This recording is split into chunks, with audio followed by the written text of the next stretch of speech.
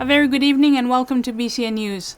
Dr. Colin Tukuitonga says that the 3 people in self-isolation and being treated for flu-like symptoms should be kept under surveillance, but it is unlikely that they have COVID-19. The Acting Director of Health, Griselda Mokoya, confirmed that there are 3 people in isolation now who are being treated for the flu. Their tests were conducted and will be sent to New Zealand. The 3 who had flu-like symptoms, we already had done their swabs, so it's nasal swab, oral swab to be taken overseas for testing. They are also on oral antibiotics now. BCN News also spoke to Dr. Colin this morning. I understand that 3 of the group isolated at the Matawai are showing symptoms of a respiratory illness. Unfortunately, COVID-19 and the flu and a head cold could show similar symptoms. There is a definition of a COVID-19 case that's used here in New Zealand, and it's hard to tell often which is which. In an ideal world, I would test these 3 people for COVID-19 because really that's the only way one can tell whether it is COVID-19 or not. A lot depends on the symptoms and, of course, the judgment of the doctor treating them. From the information that I'm aware of, I think it's highly unlikely. My advice would be to keep them under surveillance. 60 people are being quarantined into day 11 today.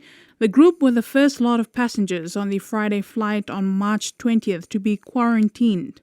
The acting health director confirmed to BCN News that all are in stable condition. The group members are undergoing quarantine in various accommodations on the island funded by the government. The quarantine process completes on Friday at 2 p.m.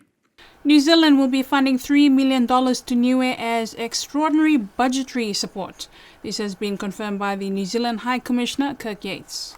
New Zealand High Commissioner Kirk Yates says that the government of New Zealand remains committed to helping the Niue government. Aside from the financial support, New Zealand has also confirmed providing personal protective equipment and confirmed that New Zealand will fund the testing of COVID-19 for Niue through the New Zealand's Environmental Science and Research Institute. The High Commissioner says that on the 16th of March, the New Zealand government a financial support package for Pacific Islands to help with the wide-ranging health, economic and social impacts of COVID-19. New Zealand has been active in sharing information with Pacific partners.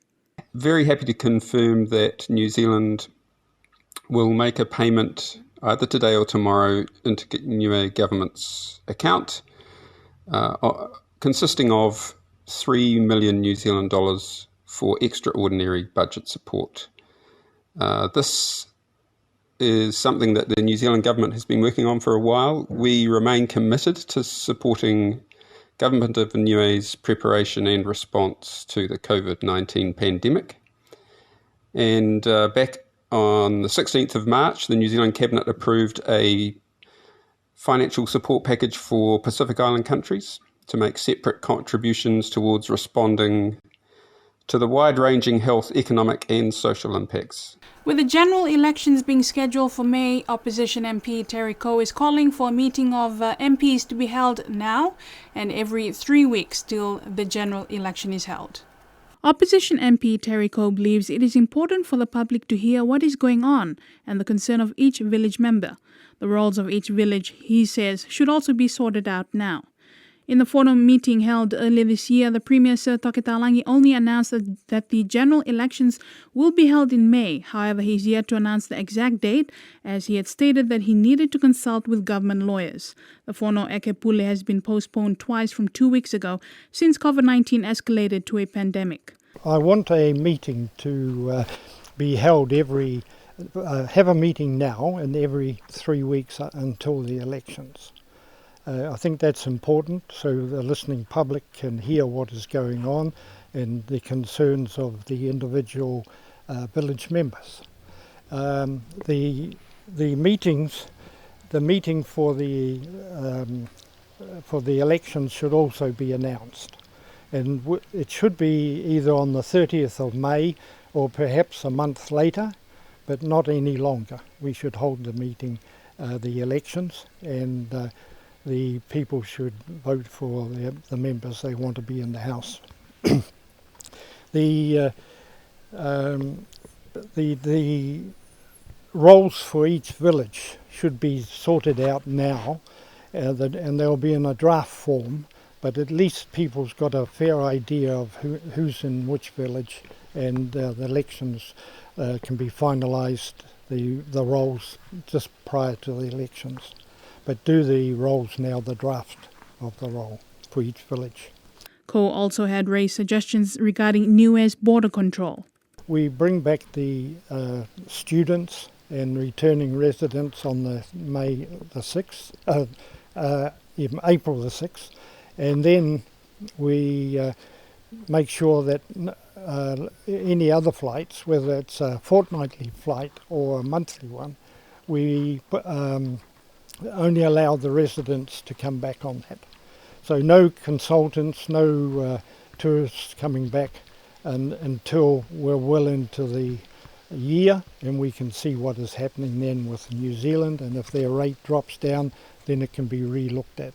But just for this, as I say, the plane on the 6th, if it's still going ahead, that we should then allow residents and that to come back on future planes, but they must go into quarantine, and so that we have that safeguard in place. And they'll be easy to manage because there's not many people coming onto there. And Opposition MP Crossley Tatui says the government should be presenting a supplementary budget to formalise any financial packages in response to the prevalence of COVID-19.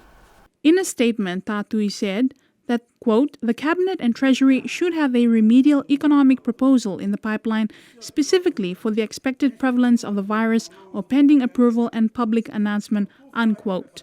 He said that although he is not privy to the government's current cash flow situation, but that he is generally aware of the broad financial implications on Niue's limited resources will be enormous. Crossley Tatui says that any financial package beyond what Cabinet is allowed to approve requires a supplementary budget, a practice hardly followed for some years now. Yesterday, the New Zealand High Commissioner, His Excellency Kirk Yates, confirmed New Zealand's $3 million of extraordinary funding for Niue. At this stage, there has been no indication from the government as to how this $3 million will be spent.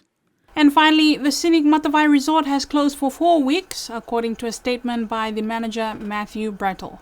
Matthew Brattle says this decision was made to mitigate any operational costs and also take into consideration the smaller businesses in regards to how much businesses there is to share on these days, that this way they have one less business to compete with. He said that the staff will be working at the resort at 80% of their average hours. They will spend the next 4 weeks painting, landscaping, general maintenance, and beautifying the resort. According to the statement, the scenic Matawai apartments will still be available to the government for those who have to be in self-isolation after this current group completes their quarantine period on Friday, 3rd April. And that's BCN News for tonight. Thank you for joining us. Do join us same time tomorrow. Until then, have a safe evening.